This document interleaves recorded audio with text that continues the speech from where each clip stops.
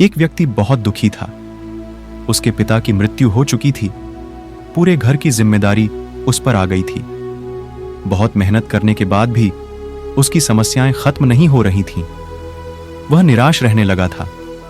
एक दिन उस व्यक्ति ने एक विद्वान संत मिले।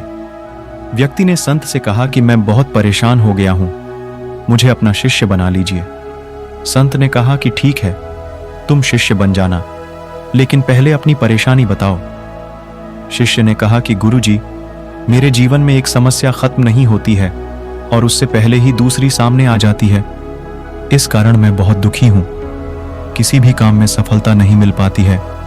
घर की भी समस्याएं बनी रहती हैं। गुरु ने कहा कि तुम मेरे साथ चलो। वह व्यक्ति संत के साथ चल दिया। कुछ देर में संत और शिष्य पास की नदी के किनारे पहुंच गए। किनारे पर पहुंचकर गुरु ने कहा कि हमें यह नदी पार करनी है। इतना कहकर संत किनारे पर ही खड़े हो गए। शिष्य भी गुरु के साथ खड़ा रहा।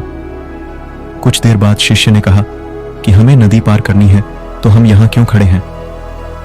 गुरु ने कहा कि हम इस नदी के सूखने का इंतजार कर रहे हैं। जब यह सूख जाएगी, हम इसे आसानी से पार कर लेंगे। यह बात सुनकर शिष्य बहुत हैरान हो गया। वह बोला कि गुरुजी, ये कैसी बात कर रहे हैं? नदी का पानी कैसे और कब सूखेगा? हमें नदी को इसी समय पार करनी होगी। संत ने कहा कि मैं तुम्हें यही बात समझाना चाहता हूं। जीवन में भी समस्याएं आती जाती रहेंगी। हमें सकारात्मक रहना चाहिए। निराश होकर रुकना नहीं चाहिए। लगातार आगे बढ़ते रहना चाहिए। तभी जीवन में कुछ उल्लेखनीय काम हो पाएंगे। आगे बढ़ते रहेंगे तो समस्याओं के हल भी मिलते जाएंगे। ठहर जाएंगे तो एक भी बाधा पार नहीं होगी और निराशा बढ़ने लगेगी।